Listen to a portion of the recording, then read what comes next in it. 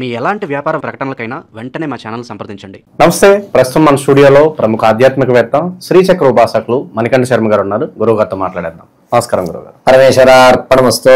October మాసం విశేషంగా సింహరాశి వాళ్ళకి ఈ నెల ఎలాంటి పరిస్థితులు ఎదురవబోతున్నాయి, ఎలాంటి జాగ్రత్తలు వీలు తీసుకుంటే బాగుంటుంది, వివిధ రకాల మన పండుగలు ఉన్నాయి, ఎలా వినియోగించుకుంటే బాగుంటుంది గురుగారు? సింహరాశి వారి విషయానికి వస్తే గనక మఖా నక్షత్ర 4 పాదాలు, అదేవిధంగా పుబ్బా నక్షత్ర 4 పాదాలు, ఇక ఉత్తరా నక్షత్రం 1వ పాదం వారు సింహరాశిలోకి ఇచ్చేస్తారు. సింహరాశి వారికి ఈ నెలలో వీరి యొక్క స్వభావం ఏమిటంటే, ఏదేమైనా కానీ ఎవరైనా అలాగే వెళ్ళిపోని, నా పని అయిందా లేదా, పక్క వారికి ఇబ్బంది కలిగినా నా సంబంధం లేదు, నా పని అయిపోవడం కావాలి నాకు, ఇలా సెల్ఫ్గా ఆలోచించుకోవడానికి ఎక్కువ ప్రాధాన్యత ఇస్తారు. రెండో విషయం ఏంటంటే, ఎంతసేపటికి కూడా తను బాగున్నానా, తన వరకే ఉందా, నా వల్ల ఎవరైనా ఇబ్బంది పడుతున్నారా అనేటువంటి ఆలోచన ఉండదు. ఎవరు ఎలాగైనా కానీ నా యొక్క ధోరణి ఇంతే, నేను ఎలాగే ఉంటాను, నేను మారవలసిన అవసరం లేదు, ఎవరితో నాకు సంబంధం లేదు, ఎవరి బతుకులు వాళ్ళవే అన్నటువంటి ఒక స్టేట్మెంట్లు ఎక్కువ పాస్ చేస్తుంటారు ఈ నెలలో. ఇలాంటి వారితో మనం ఉండడం వల్ల యారగెంట్ అనేటువంటిది ఎక్కువ అవుతుంది మనకి. ఇలాగే ఉండాలేమో అంటే, ఒక మూవీ చూస్తే మనం విలన్ని ఎక్కువ అలర్ట్ చేస్తాం, కానీ హీరో అయితే ఫైనల్ అవుతుంది. కానీ ఇక్కడ ఆ యారగెంట్నెస్ అనేది ఎక్కువ అవుతుంది. ఇటువంటి వారితో స్నేహం అనేటువంటిది ఈ నెలలో కొంచెం దూరంగా ఉండడం మంచిది. ఇక నెల ఫలితాలకు వస్తే, ఈ మాసంలో సింహరాశి వారి రాజకీయ పరంగా మంచి వ్యవస్థ నడుస్తుంది. ఏదేమైనా కానివ్వండి, క్యాడర్ మారడం, తన గుర్తింపు స్థాయికి పెరగడం అనేవి ఖచ్చితంగా జరుగుతాయి. ఇతనికంటూ ఒక ప్రత్యేకమైన హోదా కానీ, ఒక ప్రత్యేక శాఖను కానీ కావాలని క్రియేట్ చేసి మరీ పెడతారు. ఆ స్పేస్లో కుదిర్చి రాసినట్టుగా ఉంటుంది అనమాట ఈ నెలలో ఈ రాశి వారికి. విద్యార్థుల విషయానికి వస్తే కాస్త జ్ఞాపకశక్తి తగ్గుతుంది. దీనివల్ల అతనికి వచ్చే నష్టమేమి ఉండదు. తన మార్క్ ఎలాగా ఉంటుంది కాబట్టి దాన్ని కొనసాగిస్తుంటాడు. ఇక సినీ, సంగీత, సాహిత్య కళాకారులు ఎవరైతే ఉన్నారో వారికి అంత ఊరటగా ఏం కనిపించడం లేదు. సర్లే చూద్దాం, ఇదే ద్వారా కనిపిద్దాం, ఈసారి వచ్చేస్తుంది కదా, భగవంతుడు నెక్స్ట్ టైం చూస్తాడులే మనకి అనేటువంటి ధోరణి తప్ప ఎక్కడా కూడా ఎటువంటి వ్యవస్థలు కనిపించట్లేదు. ఇక భార్యాభర్తల మధ్య దంపత్యం ఏవైతే ఇబ్బందులు కలుగుతున్నాయో అవి కాస్త తగ్గుముఖం బట్టి ఒక అండర్స్టాండింగ్కి వచ్చి కొన్ని రోజులు చూడండి అనేటువంటి పరిష్కారాన్ని చూపిస్తారు. దాన్ని కూడా వీళ్ళు సరేనని చెప్తారు.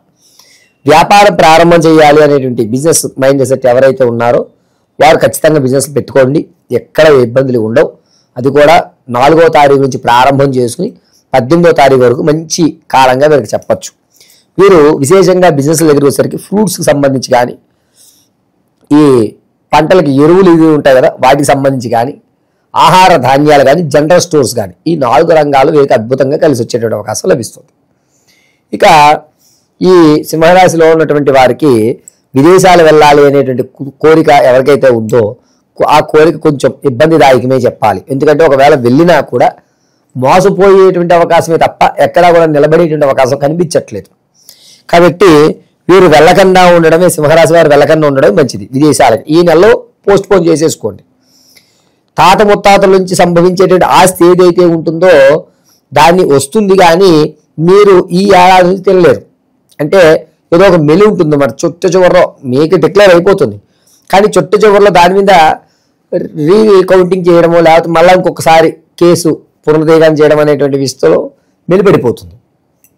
ఆరోగ్య సమస్యలు కూడా కొంచెం చర్మ వ్యాధులు, కొంచెం మెడ దగ్గర ఈ చెవి భాగాలు లాగడాలు అనేటువంటిది ఎక్కువ అవుతూ ఉంటాయి, పసుపు ఫామ్ అవడము ఇటువంటిది అనమాట. ఇక ఆడవారి విషయానికి వస్తే కనుక సంతానం కోసం ఎవరైతే చూస్తున్నారో వారికి సంతానం కలిగే అవకాశం ఎక్కువగా కనబడుతుంది. ప్రసవానికి ఎవరైతే ఉన్నారో వాళ్ళు పుత్రికా సంతానాన్ని కలగజేసుకుంటారు. అది కూడా గ్రహస్థితులన్నీ కూడా ఇబ్బందులు కలుగుతూ చెడ్డ నక్షత్రాల్లో జనించే అవకాశమే ఎక్కువ లభిస్తుంది. వివాహం కొరకు ఎవరైతే చూస్తున్నారో వారికి అంత యోగదాయకంగా లేదు. వివాహానికి కూడా మనం వాయిదా వేసుకోవడం మంచిది. ఎవరికైతే రాజకీయాల్లో ఉంటారో ఆడవారు వారికి ఒక ప్రత్యేకమైనటువంటి శ్రద్ధ చూపిస్తారు పై అధికారులు మీ మీద. దీని మీకు ఉపయోగపడేటువంటి అవకాశంగా చెప్పచ్చు. స్థిరాస్తులు కొనడం ఖచ్చితంగా కొంటారు. అది కూడా అక్టోబర్ 14వ తారీఖు నుంచి 26వ తారీఖు మధ్యలో ఖచ్చితంగా స్థిరాస్తిని కొనుగోలు చేసేటువంటి అవకాశం ఎక్కువ లభిస్తుంది. ఏదో ఒకటి బంగారం అన్నా కొంటారు, లేదా ఇల్లు నిర్మాణానికైనా శ్రీకారం చుడతారు. ఖచ్చితంగా భూమి అన్నా సరే గజమైనా కొనుక్కునేటువంటి అవకాశం ఈ సింహరాశి వారికి ఈ నెలలో లభిస్తుంది. విలువైనటువంటి డాక్యుమెంట్స్ ఇంతకుముందు పోగొట్టుకునేవి దొరుకుతాయి. దీనివల్ల మానసిక ఆనందం కలుగుతుంది. ఎక్కడైతే మిమ్మల్ని అవమానపడ్డారో అక్కడ కాస్త అవమానించడానికి సిద్ధంగా ఉంటారు, కానీ మీ గౌరవం మాత్రం పెరుగుతుంది. ఎక్కడ ఏ గౌరవ భంగం అనేటువంటి జరగదు.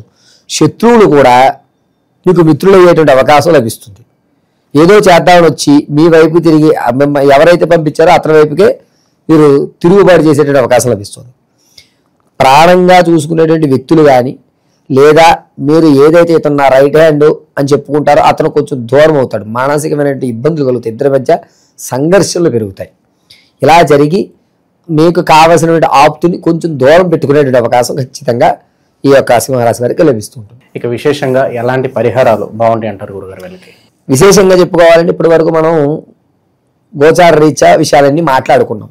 వ్యక్తిగతంగా సింహరాశి వారి జాతకం తెలుసుకోవాలంటే కింద స్క్రోల్ అవుతున్న నెంబర్లో మీరు సంప్రదిస్తే date of birth, time, place of birth ఆధారంగా మనం చెప్పొచ్చు. అవి లేనటువంటి వారు మీ యొక్క ఫోటో పంపిస్తే కనుక మనం 2-3 ప్రశ్నలు అవి ఉంటాయి. అవి అడగడం వల్ల లెక్కలు కట్టుకుని సంపూర్ణమైన సమాధానం ఇవ్వచ్చు.